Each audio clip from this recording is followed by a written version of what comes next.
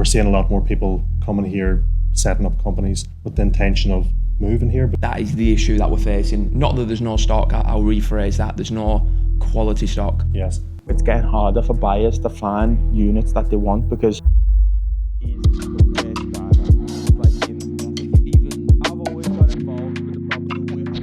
Right, welcome to the podcast today. We've got Niall with us today and Alessandro. So Niall, tell us a bit about yourself. Thanks for having me on, Cameron. I'm Niall O'Shaughnessy. I'm a corporate services consultant at the company virtuzone. Virtuzone, we specialise in company formation, company structure and restructuring. We also have a growing corporate services department, which is the department that I'm a part of. Yeah, and you? So I'm work alongside Cameron. I work in commercial real estate at Strada. Myself and Cameron have come from a residential background, and we're now climbing the ranks in the commercial market. Yeah, this is Alessandro's first time back in Vision Tower since his faithful deal, what fell through. So it's a tough one. So you'll have to bear with him for now while he gets over everything. Anyway, when we first met you about a month ago, Niall, I remember Alessandro. He messaged the company. He thought it was the wrong company. He's telling me I've messaged the wrong company. This guy's coming in on Friday. I don't know what I'm going to do. I said, right, okay, give us a minute. Let's see what it was about. And then obviously we met and we've started working together. And you've since started working with Zach, right? Yeah. Zach in Strada, yeah. So yeah, what brought you to Dubai anyway? First came to Dubai 3 years ago. Myself and my now fiance, we came out just to see what Dubai was about, really. I was always into, I suppose, cars growing up. Good weather, and I mean the low tax rate as well probably became a bit more convenient as I got older. Everyone gets stuck. I mean, in the end, like even for me this morning, I was on Kite Beach doing a podcast and doing a run, and so you just realise like what it's about and stuff like that. The Strada Fast we with the gang today. You've been coming with us now, haven't you? I have indeed. I've been down to a few of the High Rocks events. Part of the run club as well. Part of the run club, get my times a bit better. It's not easy. No, it's not. And in terms of people setting up businesses, what have you sort of seen? Because obviously, when you moved to Dubai, 2 or 3 years ago. 3 years ago, when you moved to Dubai 3 years ago, the landscape was totally different, and people, companies that were coming, the sheer volume of companies coming, the demographic of people coming from obviously Russia to obviously where it's at now, where we're seeing a broader thing and the licensing and everything's changed. So what would you say has been the change in the last 2 or 3 years, in particular, because it's been probably then and even now in the last year, the changes with the free zones and stuff? So I think mainly previously we've seen a lot of companies coming to set up. Previously they would have done sort of fly in and fly out basis, whereby of course, if they had contracts going on here and different clients, they would fly in to see them. But we're seeing a lot more people coming here, setting up companies with the intention of moving here, becoming, of course, resident, and availing of all the tax benefits. Of course, the people as well, and the kind of clients that we work with, that we're able to introduce to our own existing clients and partners. It's quite a broad range. Who's the 3 nationalities you would say? Because everyone used to say in the market, Russian people control the market, Russian people are coming in. Obviously, Indians and Brits have been here for some time, but that was what it was in blue waters in different areas. They said that drove the prices and offices. People were getting offices for the visas because they were obviously trying to get away from the situation. So what would you say from when you came to now, the 3 demographics were, when the changes, have there been any? I mean, I haven't seen anything really drastically change. Of course, you've still got a lot of Russian clients coming in, but we are seeing a lot more British clients as well. I suppose given everything that's going on back in the UK, whether that there's due to the government in place at the moment, people again are just coming over to, I think mainly to explore what Dubai has to offer in the UAE as a whole. Of course, taking advantage, as I mentioned, all the tax benefits, mainly, and of course having things set up here, and it's just the quality of life mainly, and I suppose the people that you meet as well. Just for example, the 3 of us here, I mean, we have the Strada Fast, getting down to the events. I mean, very outgoing people, I suppose. Yeah. You know, clash of well, in a good way, of personalities.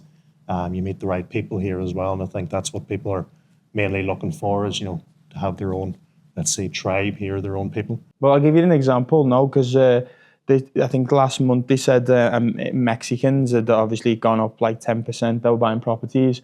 So I mean, for us, purposely, we're looking at all the different people as we do, just to study it a little bit. What's the top nationality that last year wasn't setting businesses up or wasn't moving here that are, from what you can see? That's a hard question, to be quite honest. I'm not quite sure. We are seeing a lot more, I would say, as you mentioned, South Americans Okay. to the country, with the intention of course, setting up their companies and bringing everything over here. Of course, there's different parts of South America. There's different things going on. Yeah. So, of course, the safety here as well mainly drives a lot of these people coming over. Yeah, and on your point, Niall, as well, you said about people moving over, end users to the market, which is what they are, coming over and setting plans up to move to Dubai to essentially make it the home.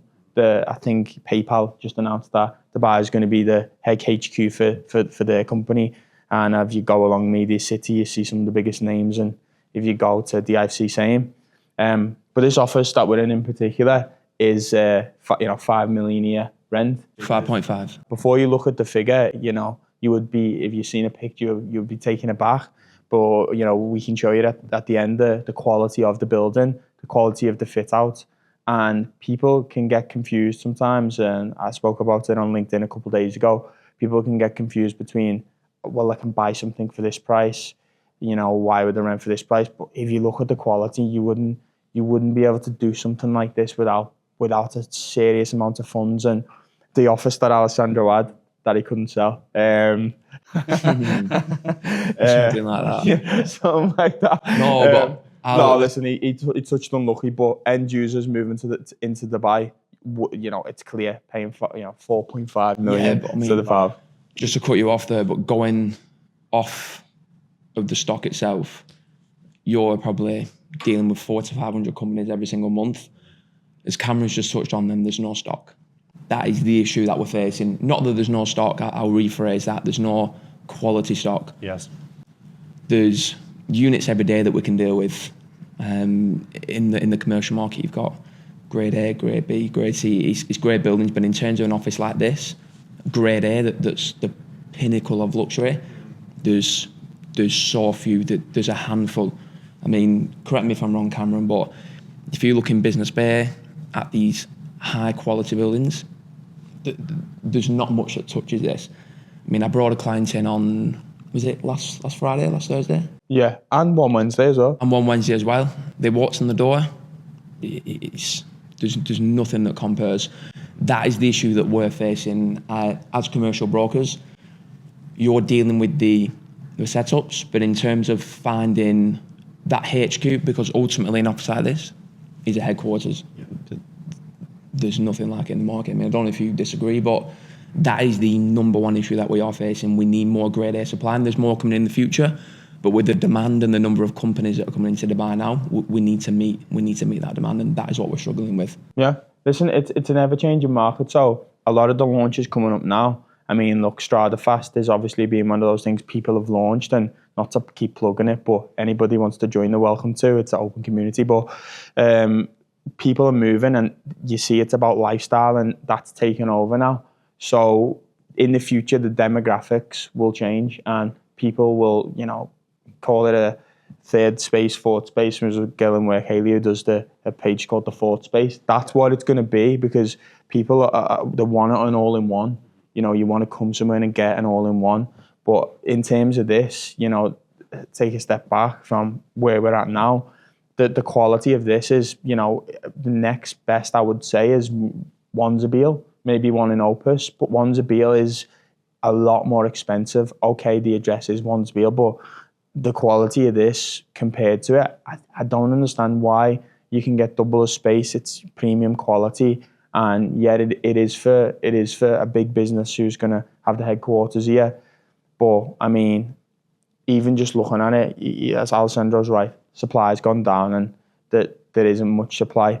But things like this are on the market, waiting for the right person. Other than that, the only things that are on the market are things that are overpriced, things that, you know, they just haven't sold for whatever reason. Maybe they're not the best quality, or there's an oversupply of the cheaper units, or everything else is boutique or special. Like, this is special for a certain person. But sorry to cut you off there, but even it's not just the office, it's the building.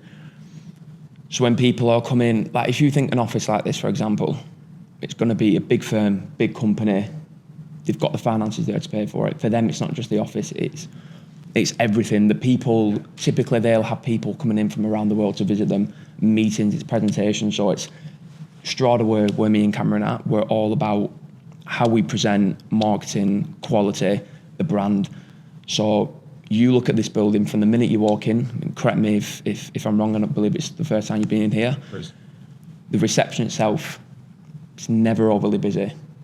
You've got 2 separate entrances for the elevators. Elevator quality is high, it's quiet, it's not overcrowded. All these things make a huge difference, because the last thing that you want as a high value client or a high net worth partner or somebody coming in is to be stood at the bottom of a building that's 15 years old and there's 500 staff waiting to get in the building. Waiting half an hour to get into the Exactly, It's true. I had a viewing a couple of days ago in Westbury Tower, and I felt like it's a song by the street. Has it come to this? I'm standing there and the song's playing in my head, and I'm thinking, am I stood here? Like, is this happening? The lift was so bad, and you forget when you come to somewhere like this. Obviously, it's a lot more premium, but it's the buy properties in it. So, I mean, when somebody takes this, I know what's going to happen. The next day, as always, or the next week, there's going to be boatloads of inquiries, because they realise it's not there anymore. The option that they thought, like, oh, well, let's see what's about on the market, has gone, and then people are going to be struggling. I mean, that, for us, again, in commercial, me and Frank have both done residential and commercial. Frank, I always change Frank. His real name's Cameron. We call him Frank because he looks like Frankenstein. But realistically, in commercial, it's very different to residential. We have the clients there, we have the buyers, we have the tenants. The supply is limited. So as an example, as Frank Cameron has just touched on then, if we have something, it's not like residential where we're selling the view or this, that and the other as it is in off-plan or residential. It's very different. In commercial, very different. If something comes up good, believe me, we are telling the truth. We're not just saying it to make a quick pound or a quick dirham. Literally, it is telling the full truth. If something like this goes, we're not going to be able to sell another 5, 6, 7 options. It just doesn't happen. And anybody in the commercial market who've been in the market for many, many more years than myself and Cameron will tell you exactly the same. We're not selling dreams. But look at buyers. Buyers always know more than agents. And I again posted on LinkedIn a couple of days ago about how it's getting harder for buyers to find units that they want, because, you know, all right, typically the better sort of buildings have lower returns, because you might the rental market's changing so much that you might get 8 to 10% is good.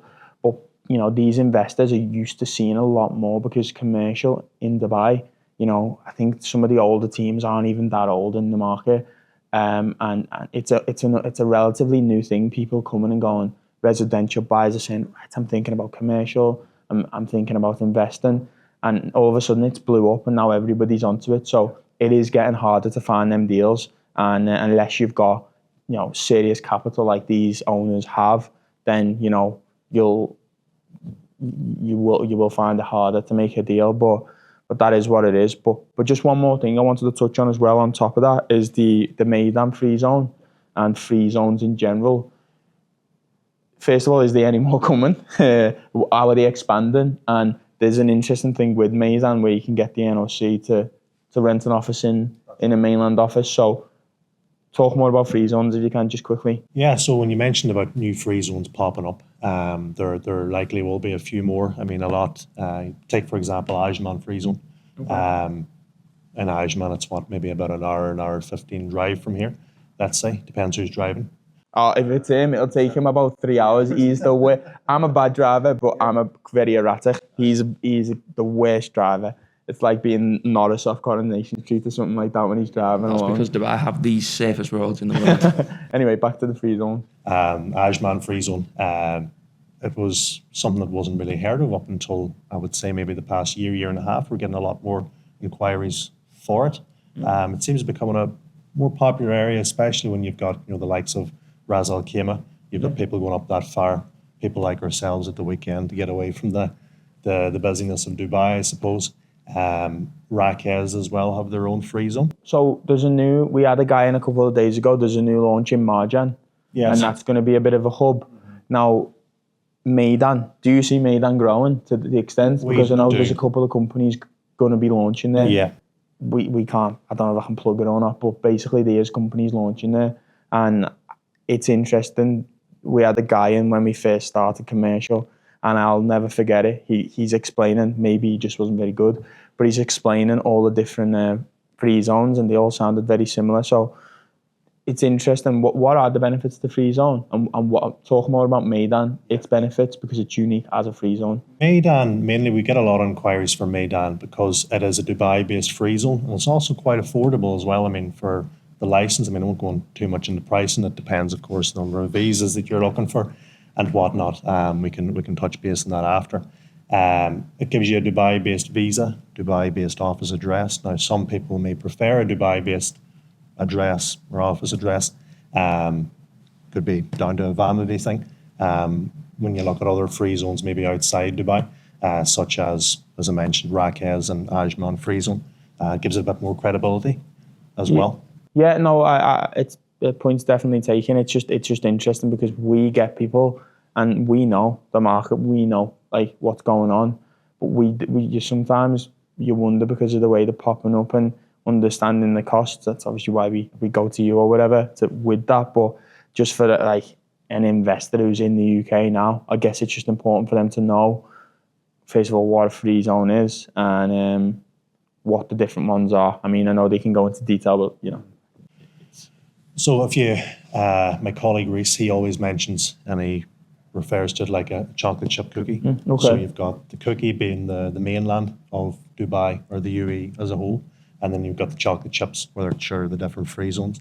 There's over 50 free zones now at the minute, and as I mentioned, there's more popping up as time goes on, becoming more and more popular. So the benefits of a free zone, mainly, of course, you can avail of many tax benefits if you're trading from free zone to free zone. There's a lot of tax exemptions. Again, I'm not a tax advisor. I won't. Don't worry. This is not legal advice. It's definitely not. But just one more thing as well, just to sort of round it up.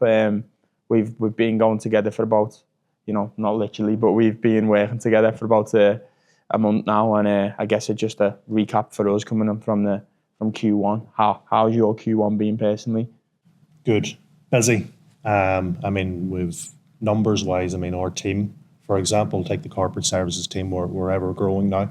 When I first joined, I think there was maybe 9-10 of us. Yeah. We're growing to maybe 15 and looking to maybe double that. Oh, really? Just over the next year or two. So if people want a job, if you're in real estate and you want a job and you've lost it, they can. Or if you're moving to Dubai, speak to Niall. He might get you on the team. But what you mean is if you don't want to do your salary job. Yeah. That's I had double hair and better skin. Yeah. I think even just to wrap up as well, going back to the beginning, we'll just touch back on it regarding Cameron speaking about Strada Fast. For anybody that is looking to get involved, that's in the market, or end of the day, we all know tough and demanding this job is. Ultimately, we wanted to touch on Strada Fast just because, for me, I love it. Cameron's getting more involved now. I've always got involved, but the problem is if I have a beer, it's not that I can't get up, I just don't want to get up. I started the quarter well, and I've obviously fell off towards the end, call it falling off. Priorities change and you have things going on. But having it in place, for example, I'm a perfect example because I started well, fell off me sort of schedule, things that I was doing, lost my momentum a bit, and that's brought me back. Yeah. So if anybody is feeling the same thing at home, they should 100% get involved. And you might not get involved in everything, and that is what it is, but we're not trying to sell your property. Like, it's about the lifestyle in the community. Like, people who buy and sell properties will do it for different reasons, and that is what it is. But I mean, for Alessandro, let you give the closing words on the podcast. You got anything you want to plug? You got anything you want to say? Anything you want to go through? No, I think, I mean, with us being together for the first time today, it's good. We touched on fundamentals, really, commercial market, company setup, Strada fast again. That was a big one we wanted to mention. That's because me and Cameron are big on that at the moment. And I think going forward, we wanted to sort of introduce ourselves, give you a bit of background about what we do, Cameron, what Niall does. And then going forward, we can segment this out, see what people find of interest, if there's any information that you want to know more, and we can set each sort of episode or a series that we're doing, and we can delve into further detail to sort of answer the questions. And I think before we also wrap up, I think we should take a little tour of the office. I don't know if you let's give you an example of what a Grade A office really looks like. Because we can talk to, in actual fact, we can talk to, we're blue in the face about company setups, about real estate, about offices, about price per square foot, all this type of thing. If you speak to, us, or you speak to you about your sector or any of Strada's residential team, they all know what they're doing. So this is just more about giving you a brief introduction, letting you know us, and if you've managed to steer the course for the whole podcast, thank you for that. And thank you very much. We look forward to the next one. Yeah. Perfect. Thank you guys. Thanks very much. Brilliant. Thanks. Likewise, mate.